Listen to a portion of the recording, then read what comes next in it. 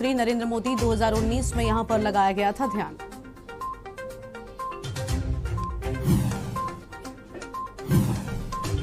चंपावत उपचुनाव को लेकर भाजपा के चुनाव संचालन समिति घोषित, कैलाश गहतोड़ी चुनाव संयोजक। पूर्व मुख्यमंत्री हेमवती नंदन बहुगुणा जी की जयंती आज, सीएम धामी ने ट्वीट कर दी श्रद्धांजलि, कहा महान स्वतंत्रता संग्राम सेनानी को शत शत नमन। एसएसबी श्रीनगर का दीक्षांत समारोह आज, मुख्यमंत्री धामी दीक्षांत समारोह में की शिरकत और कई राज्यों के जवान दीक्षांत समारोह में शामिल। 4 धाम यात्रा 3 मई से शुरू, पहाड़ों पर 500 किलोमीटर सड़क, 40 लैंडस्लाइड जोन और ट्रीटमेंट पर खर्च हो रहे 100 करोड़। उत्तराखंड में चढ़ते पारे ने किया आमजन को बेहाल, आज भीषण गर्मी से राहत की आस।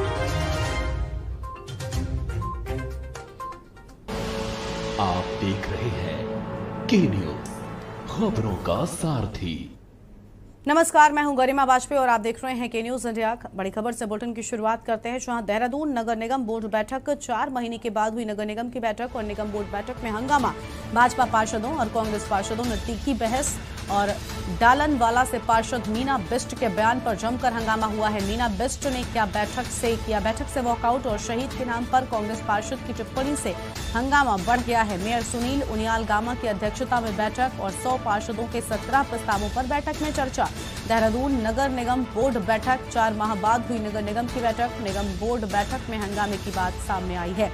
फिलहाल इस वक्त की बड़ी खबर आपको हम बता रहे हैं, जहां पर निगम बोर्ड बैठक में हंगामे की बात सामने आई है। इस वक्त की अहम जानकारी आपको हम बता दें, मीना बिष्ट ने बैठक से वॉकआउट किया है। तो मीना बिष्ट ने बैठक से वॉकआउट किया और शहीद के नाम पर कांग्रेस पार्षद की टिप्पणी से हंगामा बढ़ा है।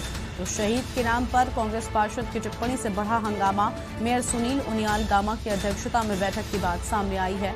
हमारे साथ हमारे संवाददाता अभिषेक कुमार जुड़ चुके हैं। अभिषेक, 100 पार्षदों के 17 प्रस्तावों पर बैठक में चर्चा हुई, क्या कुछ और जानकारी है आपके पास?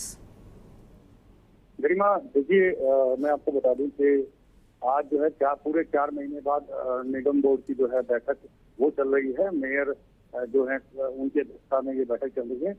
बैठक के दौरान जो दालन वाला क्षेत्र यहाँ पर पड़ता है, वार्ड नंबर 28 पड़ता है, उसकी जो पार्षद हैं मीना बिष्ट कांग्रेस से पार्षद हैं, तो उनकी एक टिप्पणी के बाद जो है यहाँ पर जोरदार जो है हंगामा हुआ है भाजपा पार्षद और कांग्रेस पार्षदों के बीच में, और जिसके बाद कांग्रेस के कई पार्षदों ने जो है यहाँ से वॉकआउट कर दिया। और ये पूरा हंगामा जो है सिर्फ इस बात से शुरू हुआ था कि दालन वाला क्षेत्र में जो वार्ड नंबर 28 है, उस क्षेत्र का जो नाम है पहले चंदर रोड के नाम से वो बस्ती पुकारी जाती थी, लेकिन अब जो है एक प्रस्ताव इस बैठक में आया था कि उस चंदर रोड बस्ती को का नाम जो है बदल कर जो है राजेश रावत के नाम से, शहीद राजेश रावत के नाम से जो है कर दिया जाए। लेकिन कांग्रेस पार्षद की जो आपत्ति थी वो इस चीज को लेकर की थी कि अगर बॉर्डर पे कोई शहीद होता है तो उसके नाम पर अगर चंदर रोड का नाम बदलकर शहीद के नाम से कर दिया जाए तो वो तो ठीक है, लेकिन अगर कोई किसी गोली से या किसी कोई अलग जगह किसी कारणवश उसकी मौत हुई है तो उसको शहीद का दर्जा जो है नहीं दिया जा सकता। तो ये पूरा हंगामा था और जिसके बाद कांग्रेस के लगभग 2 से 3 पार्षद जो है बोर्ड से जो है वॉकआउट कर चुके हैं। बैठक दोबारा से शुरू हो गई है। फिलहाल जो है अन्य प्रस्तावों पर भी चर्चा चल रही है। बिल्कुल अभिषेक, बने रहेगा हमारे साथ में। तो ये तस्वीरें भी अपने दर्शकों को हम दिखा देते हैं, जहां पर 4 महीने के बाद यहाँ पर आपको बता दें कि इस बैठक की बात हुई थी, लेकिन हंगामा इस बैठक में देखिए किस तरह से हुआ है।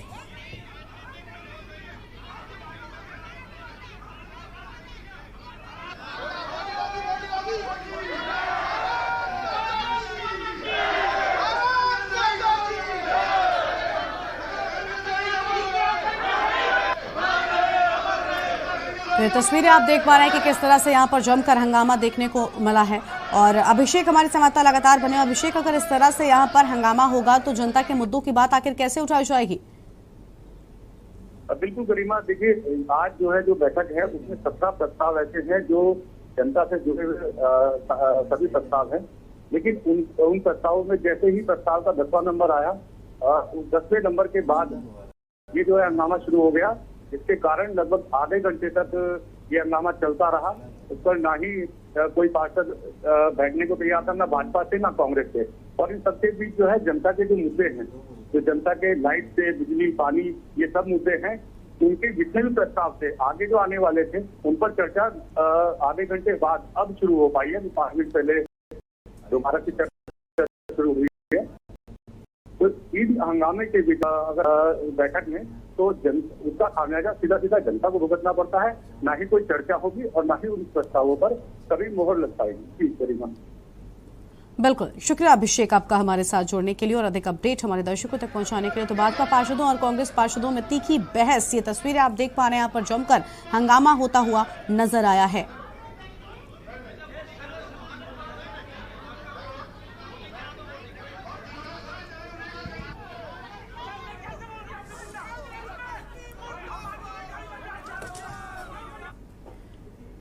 और अब सीधा आपको हम दिल्ली लेकर चलते हैं, जहां पर दिल्ली के मुख्यमंत्री अरविंद केजरीवाल और पंजाब के मुख्यमंत्री भगवंत मान यहां पर मोहल्ला क्लिनिक का निरीक्षण करने के लिए पहुंचे हुए हैं। इससे पहले वो स्कूलों का जायजा लेने के लिए भी पहुंचे हुए थे।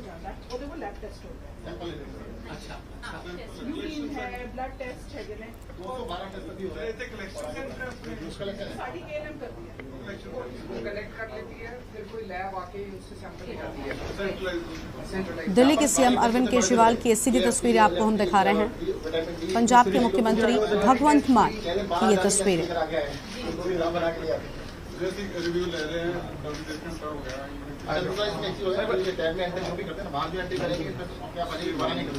जो भी एंट्री करेंगे सामने दवाइयाँ क्या देंगे उनको सीधे पहुँच जाते हैं। और जो सारे टेस्ट करना आता है वो पहले दिन टेस्ट लेता है, अगले दिन सवेरे रिपोर्ट ऐसे ही आ जाती है। तो मरीजों के जो वोट चाहते हैं रिपोर्ट कलेक्ट करने फोन पे भी आ जाती है, ऑनलाइन भी चढ़ा रहे हैं। शुरू करें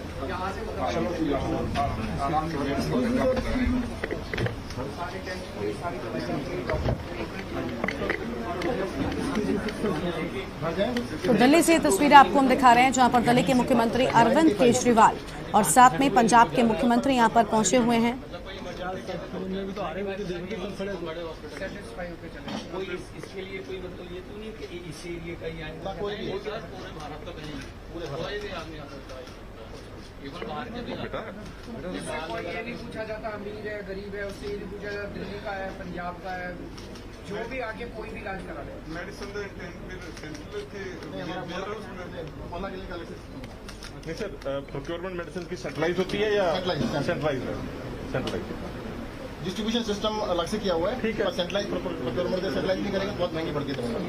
जिसको जितना इंटेंट चाहिए होगा वो इंटेंट कर देता होगा। अब जैसे ग्रेटर कैलाश सबसे दिल्ली की तो दिल्ली के मुख्यमंत्री अरविंद केजरीवाल की तस्वीरें, साथ में पंजाब के मुख्यमंत्री भगवंत मान भी मौजूद हैं। तो ये तस्वीरें आपको हम दिखा रहे हैं, जहां पर दिल्ली के मोहल्ला क्लिनिक का निरीक्षण किए जाने की बात सामने आई है। और दिल्ली के मोहल्ला क्लिनिक पहुंचे हुए हैं मुख्यमंत्री अरविंद केजरीवाल और 2 दिनों के दिल्ली दौरे पर हैं पंजाब के मुख्यमंत्री।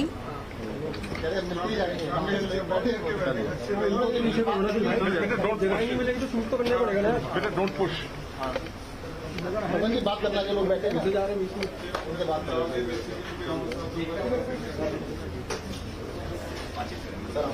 तो ये 2 तस्वीरें आपको हम दिखा रहे हैं। पहली तस्वीर जहां पर आप देखिए मोहल्ला क्लिनिक का निरीक्षण करने के लिए पहुंचे हुए हैं और सरकारी स्कूलों का भी इससे पहले जायजा लिया गया था। यानी अब ये बात स्पष्ट हो रही है कि पंजाब के मुख्यमंत्री कहीं ना कहीं दिल्ली के एक मॉडल से सीख कर पंजाब में भी इसी तरह से शिक्षा और स्वास्थ्य व्यवस्थाओं को दुरुस्त करने की जो है वो लगातार कोशिश की बात यहाँ पर सामने आ रही है। दिल्ली के मोहल्ला क्लिनिक का निरीक्षण किए जाने की बात सामने आई है। तो अहम खबर आपको बता दें,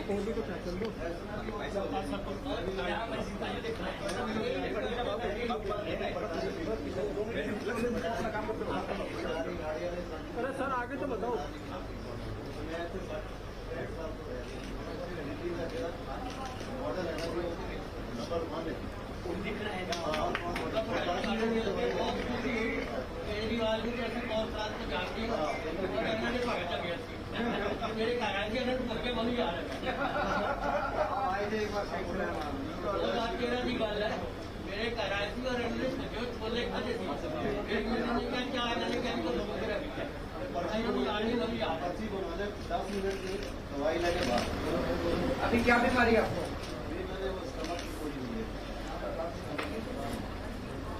आप दवाई नहीं और एक और अगली खबर देहरादून से, जहां पर 3 मई को खुलेंगे गंगोत्री और यमुनोत्री के धाम। अक्षय तृतीया के दिन खुलेंगे कपाट और 6 मई को खुलेंगे केदारनाथ धाम के कपाट। तो फिलहाल ये अहम खबर आपको हम बता दें, 8 मई को खुलेंगे बद्रीनाथ धाम के कपाट। ये बड़ी खबर आपको बता दें, 4 धाम यात्रियों के लिए QR कोड भी जारी किए जाने की बात सामने आ रही है। सरकार की तैयारी पूरी, कैबिनेट मंत्री प्रेमचंद अग्रवाल बैठक करेंगे और सफाई व्यवस्था को लेकर बैठक किए जाने की बात सामने आई है। 3 बजे नगर निगम के अधिकारियों संग करेंगे बैठक।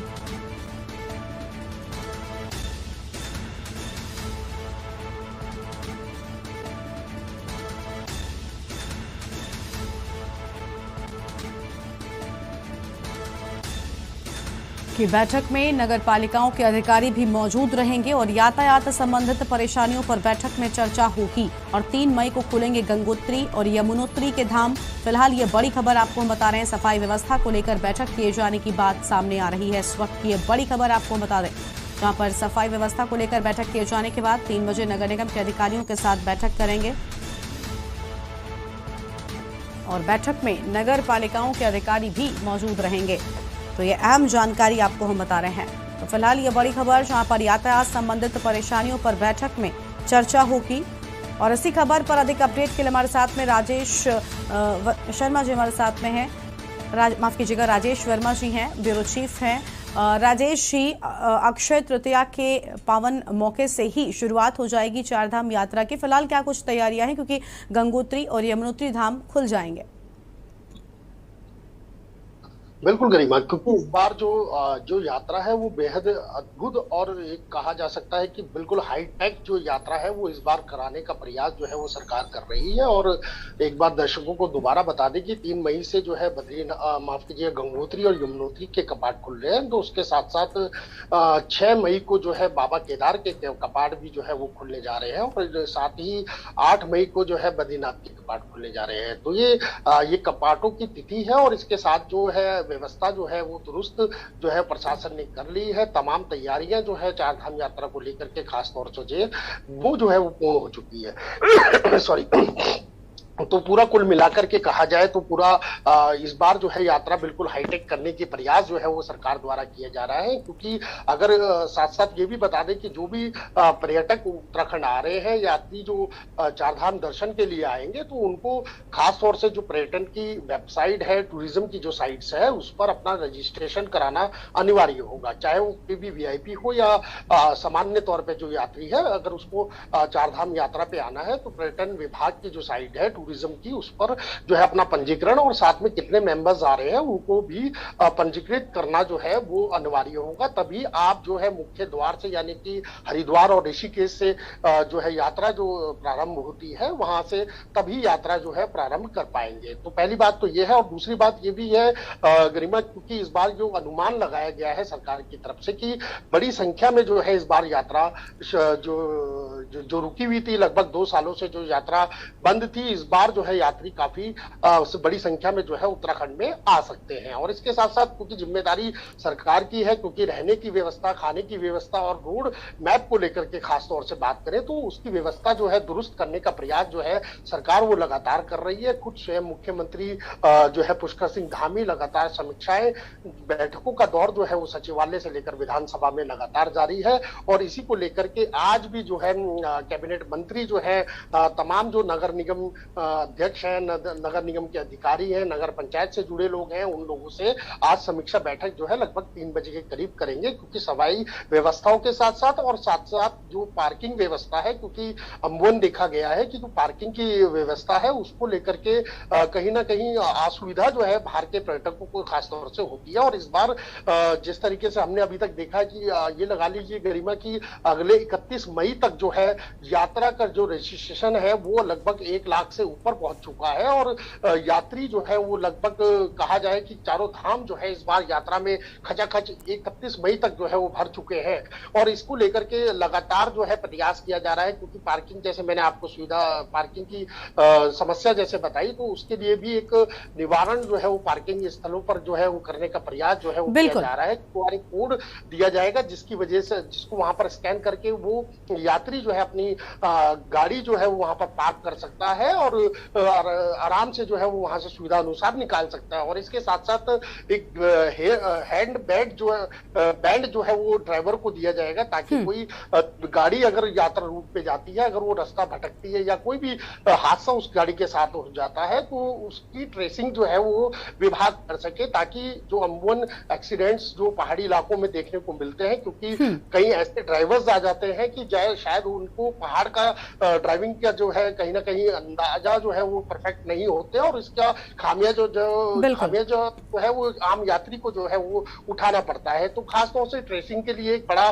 प्रावधान जो है, बड़ी व्यवस्था जो है वो की गई है। और साथ ही एक महत्वपूर्ण और बात बता दें गरिमा, कि बाबा केदारनाथ में जो है लगातार पुनर्निर्माण का काम हो रहा है। 2013 की जो त्रासदी आई थी उससे लेकर अब तक की बात करें तो काफी पुनर्निर्माण को लेकर के काम हुआ है। बिल्कुल राजेश जी, आपने जो भी बड़ी बातें बताई हैं ये वाकई में समस्याएं हैं जो चारधाम में आती हैं यात्रियों को। लेकिन राजेश जी, एक बहुत अहम मुद्दा था जो अभी चारधाम यात्रा शुरू होने से ठीक पहले ही कुछ दिन पहले उठा है, गैर हिंदुओं के प्रवेश को लेकर ये मुद्दा उठाने जाने की बात सामने आई, जिसमें मुख्यमंत्री ने कहा था कि वेरिफिकेशन जरूर होना चाहिए। उन्होंने प्रवेश को लेकर तो कोई बड़ी बात नहीं कही, लेकिन ये कहा था कि कौन आ रहा है कौन जा रहा है इसकी जानकारी प्रदेश को होनी चाहिए, ताकि शांति व्यवस्था बहाल रखी जाए। क्योंकि दूसरे प्रदेशों में हमने देखा किस तरह से धार्मिक आयोजनों में जो दंगे हुए, जो चीजें हुई हैं, तो क्या इस बार की चारधाम यात्रा में वेरिफिकेशन जैसी कोई बात है कि अब तक इसकी तैयारियां हो रही हैं? इसको लेकर आपके पास कोई जानकारी है?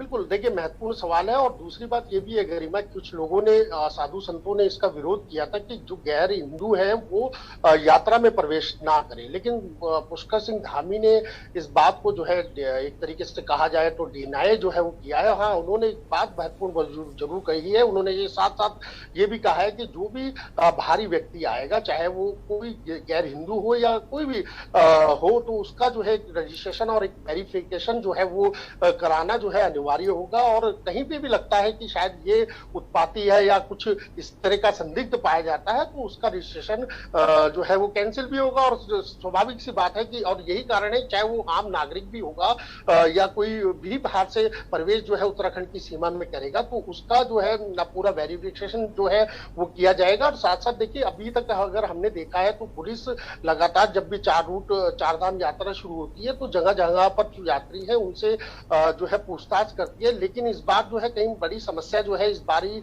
देखने को मिली है, शिकायतें इस तरह की मिली है अभी तक जो चारधाम यात्रा चली है।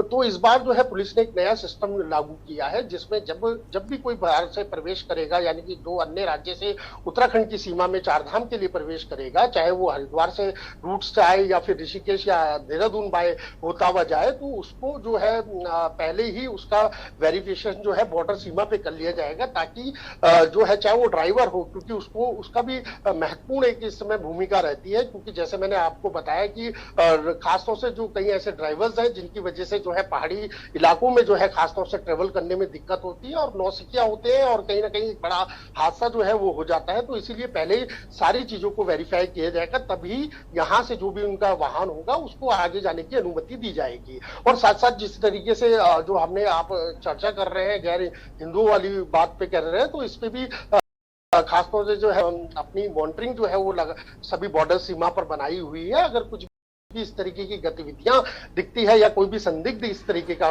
पाया जाता है, तो उसके लिए स्पेशल फोर्स जो है वो जो है चेक पोस्ट जो है वहां पर तैनात की गई है। खासतौर से जो स्थानीय टीम है हमारी एसडीआरएफ की टीम जो है, हालांकि वो बड़ी विकट परिस्थितियों में उस टीम का यूज किया जाता है, लेकिन इस बार जिस तरीके से श्रद्धालु इस बार उत्तराखंड में आएंगे तो कहीं ना कहीं एक उनको जो है एक महत्वपूर्ण भूमिका जो है एसडीआरएफ की टीम को दी गई है कि वो सभी चेक पोस्ट पर जो है वो तैनात रहेंगे उनके सिपाही, और वो हर गतिविधियों और हर परिस्थिति के लिए लड़ने के लिए जो है वो टीम जो है यहाँ उत्तराखंड में एक कहा जाता है कि यमदूत की तरह जो है उनकी भूमिका रहती है। तो कुल मिलाकर के अगर बात करें तो गरिमा इस बार जो है यात्रा बड़ी दिलचस्प होने वाली है, आधुनिक तकनीकों से लैस होने वाली है। ऑल वेदर रोड का भले ही काम चल रहा है, लेकिन अब सरकार के सामने सिर्फ एक चुनौती है कि जल्द से जल्द जो यात्रा रूट है उनको दुरुस्त किया जाए, ताकि कोई भी जो बाहर से यात्री आ रहे हैं उनको सुरक्षित और सुगम यात्रा का अनुभव हो, ताकि वो जो भी यहाँ से मैसेज लेके जाए उत्तराखंड की सीमा से या उत्तराखंड से चारधाम के किसी भी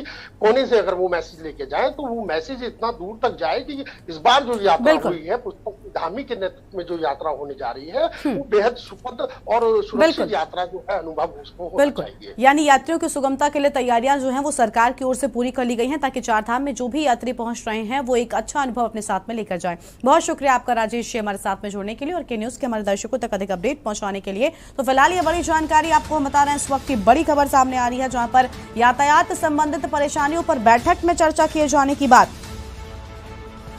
और इस वक्त की बड़ी खबर आपको बता दें, 3 मई को गंगोत्री और यमुनोत्री धाम खोले जाएंगे। और फिलहाल एक छोटे से ब्रेक के लिए यहां पर रुकने का ही मजा आएगा, फौरन हाजिर होंगे। आप देख रहे हैं के न्यूज, खबरों का सारथी। खुदी को आजमाया है तो ये अंदाज आया है, खुदी को आजमाया है तो ये अंदाज आया है। तुम में भी मैं हूं, शुद्ध प्लस पान मसाला। इस कार्यक्रम के प्रायोजक करता है रामा हॉस्पिटल, किफायती एवं बेहतर स्वास्थ्य सेवाएं।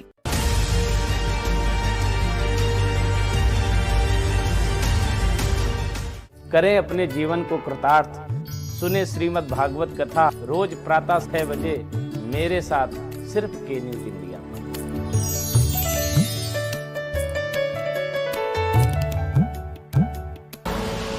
आप देख रहे हैं के न्यूज, खबरों का सारथी। ब्रेक के बाद आप सभी का स्वागत है। खबर देहरादून से है जहां पर उत्तराखंड के प्रखर वक्ता, कुशल राजनेता स्वर्गीय हेमवती नंदन बहुगुणा की 103वीं जयंती पर घंटाघर स्थित एक कार्यक्रम का आयोजन किया गया, जिसमें मुख्यमंत्री धामी ने शिरकत कर स्वर्गीय हेमवती नंदन बहुगुणा की मूर्ति पर माल्यार्पण किया। और इस दौरान कैबिनेट मंत्री सुबोध उनियाल, गणेश जोशी, सौरभ बहुगुणा व विधायक उमेश कुमार काऊ और खचानदास नगर के मेयर सुनील उनियाल गामा भी मौजूद रहे हैं। और कार्यक्रम के दौरान सभी नेताओं ने स्वर्गीय हेमवती नंदन बहुगुणा के किए गए कार्यों की सराहना भी की है। उनके इरादे थे, उनको उनकी जयंती पर सत नमन करते हैं। और निश्चित रूप से जो राजनीतिक क्षेत्रों में जिस प्रकार से प्रशासनिक हो या विकास के मामले हो, उन्होंने एक जो अलग प्रकार का जो काम किया था वो आज के समय में हम सब लोगों के लिए एक प्रेरणा के कारण भी हैं, प्रेरणा स्रोत हैं। उस मार्ग का हम लोग अनुकरण करेंगे और उसी मार्ग पर आगे बढ़ेंगे। स्वर्गीय बहुगुणा के चरणों में रहकर ही राजनीति में आने का अवसर मिला था। इलाहाबाद विश्वविद्यालय में छात्र राजनीति से जब मैंने शुरुआत की तो स्वर्गीय बहुगुणा जी के ही हम लोग उनके श्री चरणों में रहकर राजनीति की शुरुआत की थी। और उनके अंदर जो विलक्षण प्रतिमाएं थी, युवाओं के प्रति एक उनका अपार स्नेह, दूसरा प्रशासनिक क्षमता उनकी और संगठन चलाने की क्षमता, ये अपने आप में एक विलक्षण थी। और बहुगुणा जी का सबसे बड़ा ये था कि बहुगुणा जी ने जब भी बहुत स्वाभिमानी व्यक्तित्व था और उन्होंने जब भी पार्टियां छोड़ी और सत्ता पक्ष को छोड़ा। जब हम बहुगुणा जी को श्रद्धांजलि देते हैं तो हम उत्तराखंड के लोग अपना आभार व्यक्त करते हैं, देश के लोग आभार व्यक्त करते हैं, क्योंकि उत्तराखंड की अलग से पहचान बनाने वाले नेता थे। हमारे दोनों डिवीजन, गढ़वाल कुमाऊं, दोनों विश्वविद्यालय, अलग से मंत्रालय, पर्वतीय विकास मंत्रालय बनाना, तो यहाँ पे और जिसमें इंदिरा गांधी संघर्ष किया, इमरजेंसी में पार्टी का विभाजन किया, लोकतंत्र की रक्षा की, और इस क्षेत्र की जनता ने जिस तरह से उनका साथ दिया, हम लोग सबको प्रेरणा लेनी चाहिए और राज्य बना है जो हमारे आंदोलनकारी उनके सपने पूरे हों। भीम आर्मी के प्रदेश अध्यक्ष मुनीलाल शिंदे के द्वारा अपने पद से इस्तीफा देने की बड़ी खबर सामने आई है। बताते चले कि भीम आर्मी प्रदेश अध्यक्ष मुनीलाल शिंदे ने मीडिया से रूबरू होते हुए कहा कि भीम आर्मी का जो काम था वो अब नहीं हो रहा है। भीम आर्मी शिक्षा पर कार्य कर रही थी जो अब नहीं हो रहा है। उन्होंने कहा कि भीम आर्मी अब रास्ता भटक चुकी है और साथ ही उन्होंने कहा कि दलित समाज की अपेक्षाएं भी खत्म होती जा रही हैं। उन्होंने आरोप लगाते हुए कहा कि अब सिर्फ गुटबाजी हो रही है और राष्ट्रीय अध्यक्ष पर भी तंज कसते हुए कहा कि राष्ट्रीय अध्यक्ष द्वारा पार्टी को खत्म करने की बात और संगठन को खत्म करने की बात कही जाना अपने आप में एक बहुत बड़ी बात है। और उन्होंने कहा कि पार्टी तो प्रमोट हो रही है लेकिन संगठन खत्म हो रहा है। उन्होंने कहा कि हम समाज सेवा के लिए जुड़े थे लेकिन अब पार्टी रास्ता भटक चुकी है, इसलिए हम अपने पद से इस्तीफा दे रहे हैं। उत्तराखंड के अंदर और पूरे देश के अंदर जो भीम आर्मी का कार्य था वो नहीं हो रहा है। दलित समाज बिल्कुल निराश है। जो दलित समाज को उपेक्षाएं थी भीम आर्मी से, वो दलित समाज की उपेक्षाएं खत्म हो चुकी है। दलित समाज एक बदलाव चाहता था। भीम आर्मी एक मिशन पे काम कर रही थी, शिक्षा पे काम कर रही थी, वो मिशन भटक चुकी है और इस यहाँ उत्तराखंड के अंदर इतनी गुटबाजी हो चुकी है कि कहीं पे भी आज जाइए एक गांव में आपको 2 पार्टी खड़ी मिलेगी। और अगली खबर देहरादून से, जहां पर भाजपा के प्रदेश कार्यालय में बैठकों का दौर जारी है। उसी में भाजपा संगठन बीएल संतोष ने उत्तराखंड की हरी 23 विधानसभाओं के प्रत्याशियों के साथ में 3 समीक्षा बैठक की और उसके बाद प्रदेश पदाधिकारियों के साथ में बैठक कर उनको आगामी उपचुनाव को लेकर दिशा निर्देश भी दिए।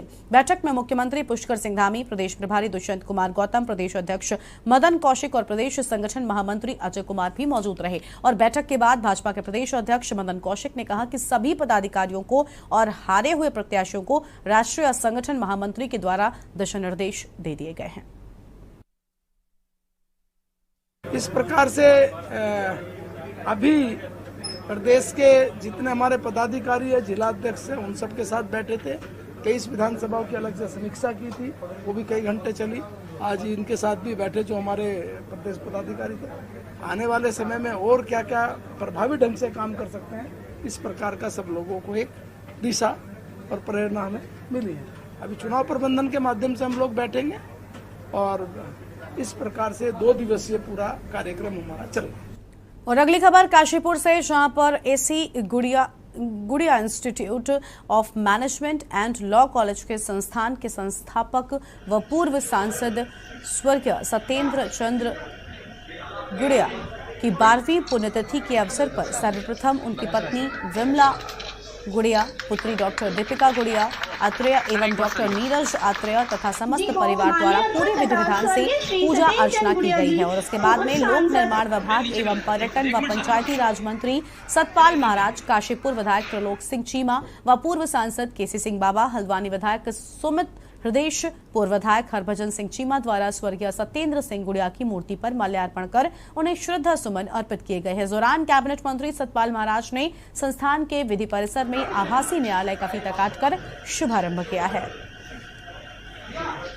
निश्चित रूप में ये हमें प्रेरणा उन्होंने दी है और बहुत ज्यादा उनका जो है इस पूरे काशीपुर के विकास में बहुत बड़ा योगदान रहा है। आज उनकी हम 12वीं पुण्यतिथि मना रहे हैं, उनको याद कर रहे हैं, उनका स्मरण कर रहे हैं और जो उनके अंदर एक हंस करके और प्रसन्न होकर के जो काम करने का उनका मुद्दा था और जो कहते थे वो करते थे, तो ये एक बहुत बड़ी बात उनके अंदर थी और वो हमें ग्रहण करना चाहिए वो गुण कि जो हम कहें वो करें, मनसा वाचा कर्म में भेद नहीं होना चाहिए। और फिलहाल इस बुलेटिन में इतना ही। आप देखते रहिए के न्यूज़ इंडिया। नमस्कार।